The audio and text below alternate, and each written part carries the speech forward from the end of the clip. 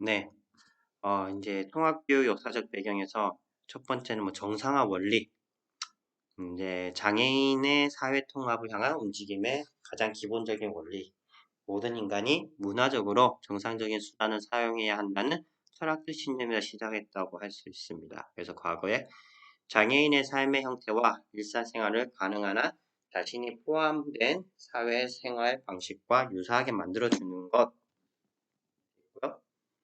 그리고 장애인을 위한 교육의 목적과 수단이 가능한 한 일반인을 위한 교육의 목적 및 수단과 같아야 한다. 라고 되어 있어요. 저는 개인적으로는 물론 모든 교육에 대한 그런 목적이 있죠. 저희가 12년에 대한 교육을 보통 일반적으로 많이 받죠. 초등학교 6학년, 중학교 3학년, 고등학교 3학년. 그러다 보니 12년 동안 배우는데 우리는 의무교육이 중학교까지 9년이라는 시간을 배워요. 왜 배울까요? 우리가 그렇게 교육을 하고 하는 것들이. 이거는 직접 이렇게 면대면으로 수업을 해서 물어보고 해야 되는 부분인데, 제가 생각할 때 교육의 가장 큰 목적은 교육을 받고 이후의 삶을 살기 위해 필요한 기본적인 지식들과 기술들을 배운다고 생각을 해요. 보통 우리가 고등학교를 나와서 12년 동안의 그런 시간들을 학교에서 보내고 사회에 나왔을 때 우리는 나머지 80세까지 산다고 했을 때 60년을 살기 위해 필요한 기술과 지식과 여러 가지 부분을 배울 수 있다고 생각을 합니다. 물론 사람에 따라 이제 더욱더 많은 고등교육을 배우게 되죠. 그래서 여러분들처럼 대학교도 가고 지금 대학원까지 오신 선생님들이 많죠. 저도 필요에 따라서 뭐 박사까지 과정을 공부를 했었죠. 이 부분에까지. 그러니까 말 그대로 이후의 삶에서 내가 배운 것들에 대한 것들을 써먹고 활용하고 삶을 살기 위해 배운다고 생각을 해요. 그거는 비장애인과 장애인과 동일하다고 생각을 합니다. 그럼 장애 학생들에서 특수학교, 초등학교 6년, 중학교 3년, 고등학교 3년, 필요에 따라 전공과 2년, 그럼 도합 14년이라는 시간을 써요. 그럼 왜 14년 시간 동안 학교에 왜 있고 특수교육을 왜 하냐는 거죠. 밑에 있듯이 일반인의 교육의 목적과 수단과 같아야 한다는 거예요. 그럼 이 아이들도, 이 친구들도 고등학교를 졸업하면 비장애인처럼 사회에서 어느 정도 역할을 하고 생활을 할 수 있게끔 해줘야 된다는 것이 가장 기본적인 거죠. 일단 통합교육에서는 그렇게 하는데 이거는 꼭 통합교육이 아니라 특수교육에서도 동일하게 이런 부분이로 생각합니다. 그래서 1960년대, 70년대 때는 장애인에 대해 시설에서 수용하는 것을 굉장히 이제 비판을 해서 탈시설 수용화라는 그때 이제 상황적이 있었어요. 과거에는 우리가 문화적으로나 약간 서구도 그렇고 우리나라도 그렇고 장애가 있다 그러면 그 집안에서 뭐 하늘에 큰 벌을 져서 하늘로부터 저주를 하며 벌을 받아서 그렇게 됐다는 것도 많았죠.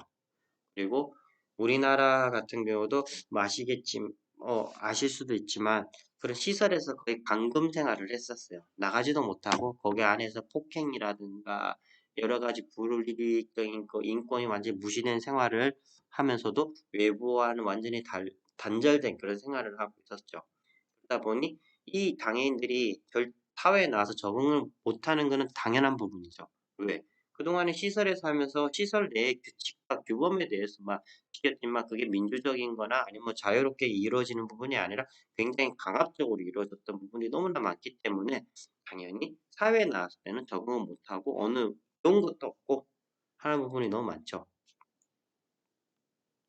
그래서 이런 시설들을 점점 없애고 장애인들을 사회에 가장 유사한 환경 그리고 가깝게 접근할 수 있게끔 지역사회로 이동시키는 것들이 많이 움직임이 일어납니다. 그 중에 하나 부분이 이제 전환교육이라는 부분이 있어요.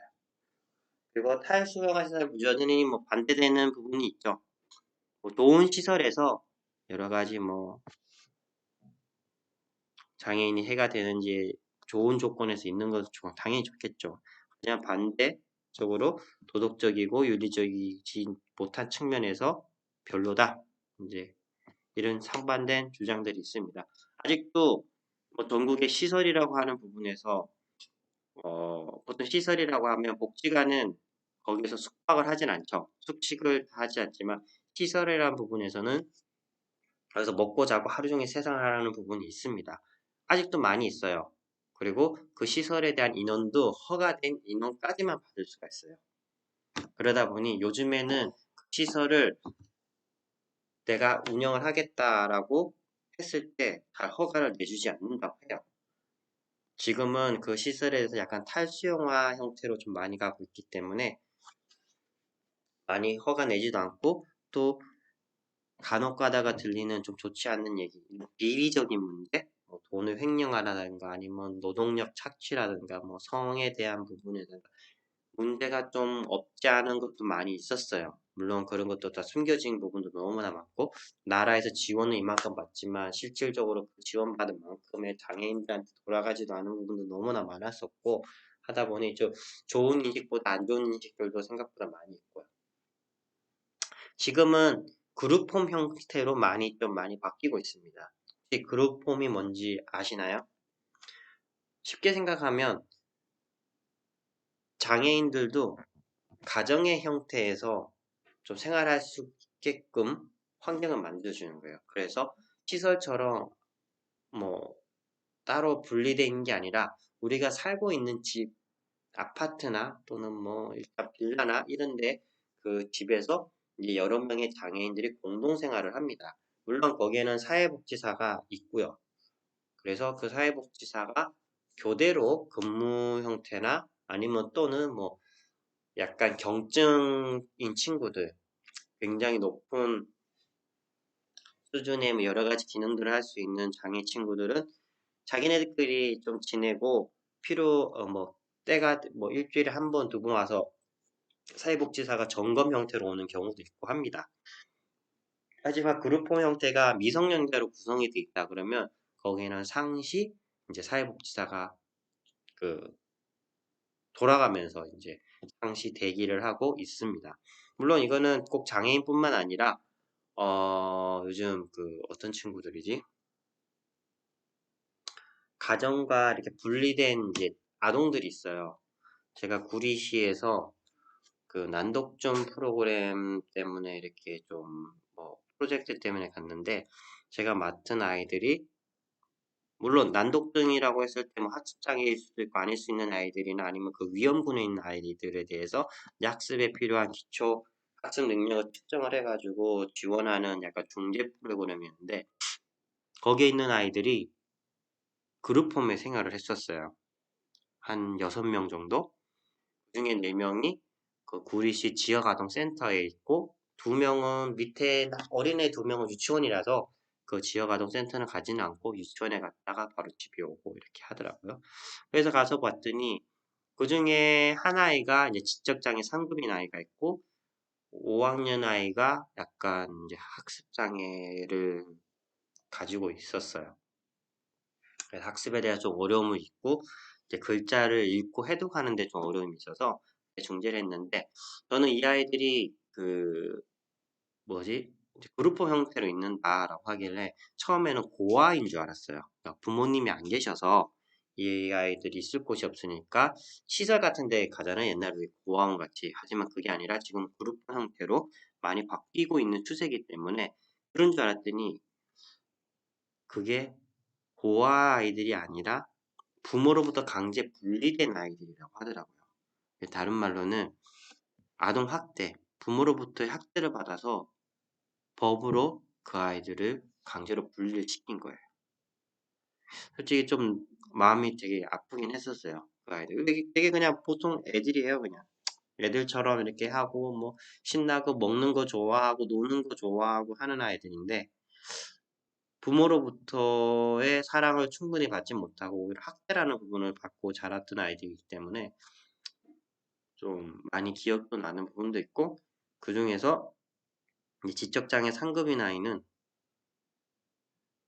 그러니까 다 부모님이 살아 계세요. 살아계세요.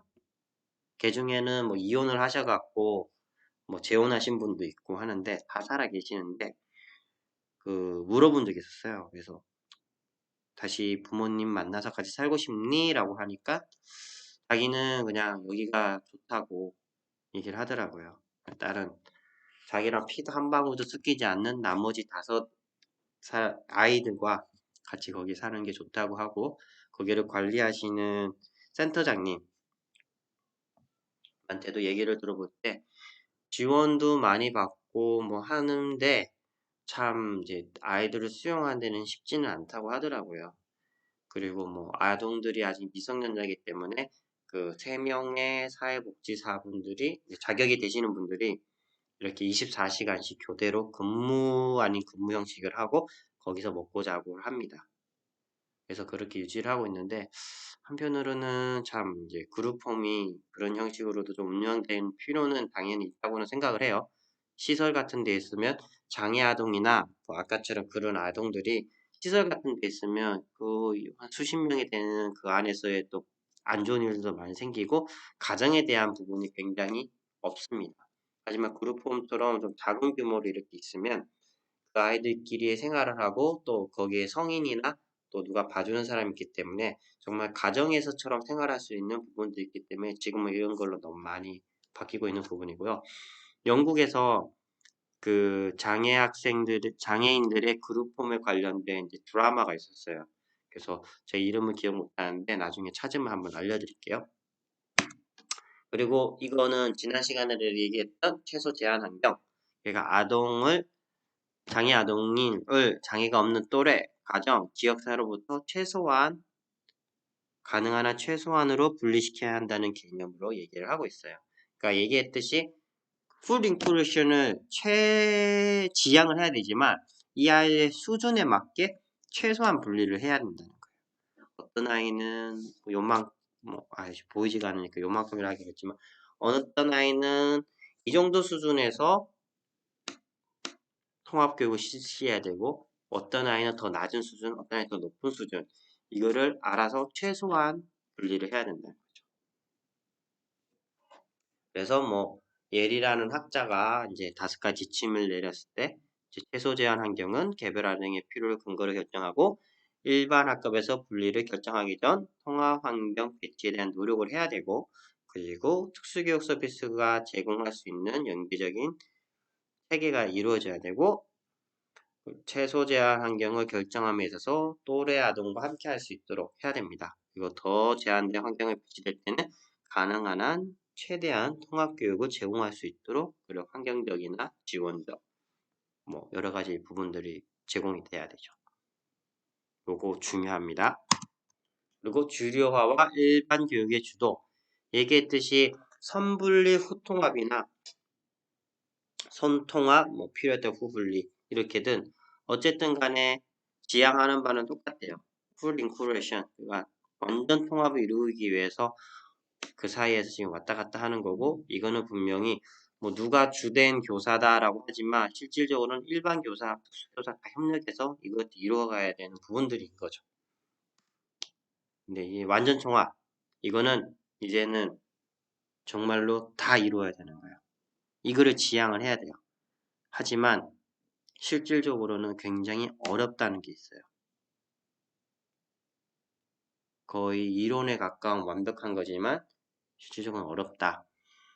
그래서 장애 형태 정도 상관없이 모든 학생이 일반 학급에 참여를 하고 그 자기가 속해 있는 그 지역사회 내에 가장 가까운 학교에 다녀야 되고 특수교육이 아닌 일반 교육에서 장애 학생에게 주된 책임을 주고 보편적 설계를 기반하여 한 교수 학습을 적용해야 한다.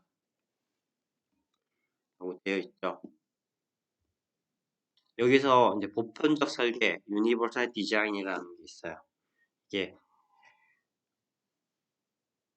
UDL이라고 하는데 유니버설 디자인 러닝이라고 해서 보편적 설계 학습이라고 해서 모든 장애가 있든 없든 모든 학생들이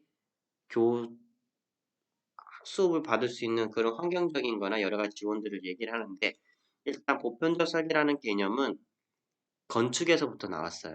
그 건축은 우리가 주변에서 쉽게 찾아볼 수 있는데 이게 수업 중에 하면 제가 여러분 지금 교실 내에서도 많이 볼 수 있는데 가장 보편적적 설계에서 가장 기본이 되는 게 뭐냐면 우리가 이동할 때 쓰는 것 중에 있어요. 엘리베이터라는 거죠. 만약에 휠체어를 탄 친구가 있으면 휠체어를 탄 친구가 계단으로 이렇게 가 있으면 5층 저희가 지금 수업이 아마 이거 온라인으로 하니 이게 몇 층에서 수업하는지도 모르겠지만 만약에 그 건물에서 7층이었나 6층이었나 아무튼 1학기 때 그랬는데 휠체어를 탄 친구나 또는 목발을 받는 친구가 엘리베이터가 없으면 어떻게 올까요? 그럼 계단으로 올라와야 되지만 목발로 다니는 친구는 분명히 시간이 더 많이 걸릴 거고 휠체어를 탄 친구는 누구의 도움이 없으면 올라가기 힘들겠죠. 그래서 엘리베이터를 만들었어요. 근데 이 엘리베이터가 휠체어 탄 친구들만 위한 걸까요? 아니죠. 우리 장애가 없는 비장애인들도 필요하면 탈 수가 있죠. 뭐 예를 들어 무거운 짐을 들고 있거나 가방이나 여러 가지 또는 내가 오늘 되게 힘들어. 비장애지만 오늘 나 다리가 너무 힘들어. 그래서 탈 수도 있죠. 솔직히 이 수업을 들어왔어 하는데 7층까지 만약에 온다면 여러분도 엘리베이터 있으면 엘리베이터 타시겠어요? 계단을 이용하시겠어요? 물론 본인의 건강과 다이어트 또는 운동을 위해서 걸어갈 수는 있겠지만 대부분은 아마 엘리베이터 선택할 거예요. 이게 가장 기본적인 보편적 설계 중 하나라고 하는 거예요. 엘리베이터 설치 목적은 장애인을 위한 것도 장애인만 위한 것도 또는 일반 비장애인만 위한 것도 아닌 모두를 위한 거라는 거죠. 우리 주변에 또 쉽게 볼 수 있는 게 있죠. 뭘까요? 만약에 이런 개념을 했으면 요즘에는 건물의 밖에 출입구가 다 어떻게 되는지 혹시 보신 적 있나요? 출입구로 들어갈 때 이 학교 건물도 그럴 텐데 계단으로 있지만 경사로가 이렇게 되어 있어요. 근데 그 경사로 누구를 위한 거냐는 거죠. 물론 휠체어를 탄 장애인을 위한 부분도 있죠.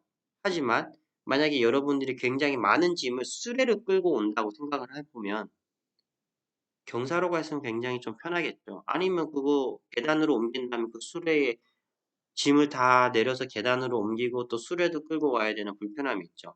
하지만 그 경사로 하나로 장애인들에 대해 휠체어를 탄 장애인이 건물에 들어가기 위해서 편해지는 것도 있고 짐을 옮기고 있는 만약에 택배기사가 왔다고 하면 택배기사도 충분히 이용할 수 있기 때문에 모두를 위한 또 이 방에 들어오기 위해서 과거에는 문들이 혹시 기억하세요? 문 손잡이가 어떻게 생겼는지? 동그란 게 많았어요. 동그란 거. 근데 지금은 일자선을 레바 형태로 내리면 열리는 거에 많았죠. 이거는 만약에 손이 불편한 장애인이 있다면 만약에 아귀 힘이 지체장애죠. 손이 불편하거나 아귀를 꼭 내병변인 친구들은 이런 거를 아귀 힘으로 문을 못 연다고 했을 때 동그란 모양으로 된 손잡이가 됐으면 문을 열기가 굉장히 어려울 수 있겠죠. 하지만 레바 형태는 내려서 밀거나 내려서 당기면 열리기 때문에 분명히 더 편한 부분이 있습니다. 그렇다고 이게 꼭 장애인을 위해서 했을까요? 아니죠. 여러분들이 만약 양팔을 자유롭지 못해 물건을 들고 있는 상태에서 문을 연다고 했을 때 레버가 되어 있는 거는 팔꿈치로 툭 내리면서 이렇게 열 수 있겠지만 문이 만약에 동그란 손잡이로 되어 있으면 못 열겠죠. 아니면 물건을 내려놓고 열어놓고 다시 물건 들고 가나 이런 식으로 형태로 해야 되니까 이런 손잡이 하나 이런 것도 보편적 설계에 들어간다는 거예요. 그래서 교육에도 이 개념을 적용을 해서 장애인이나 장애학생이나 비장애 학생들이 모두 다 교육을 받을 수 있는 교사학습을 적용한다는 게 이제 완전 통합의 주요 정말 완전 통합에서 하는 건데 많이 이제 아직도 많이 개발되고 있고 그런 부분이 있어요.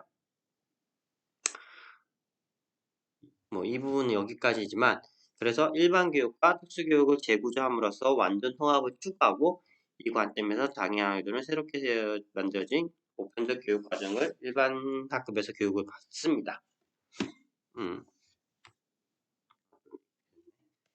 그리고 지금은 이제 학급, 뭐 일반 학급 밑에는 전일제, 통합학급 이렇게 되어 있죠.